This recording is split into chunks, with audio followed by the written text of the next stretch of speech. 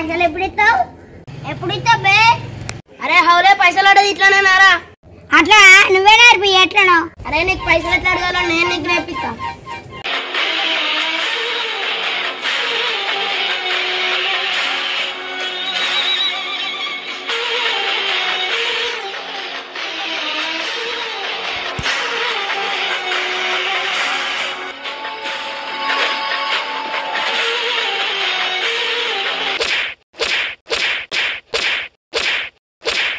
ఇప్పుడు నేను చూపెడతా.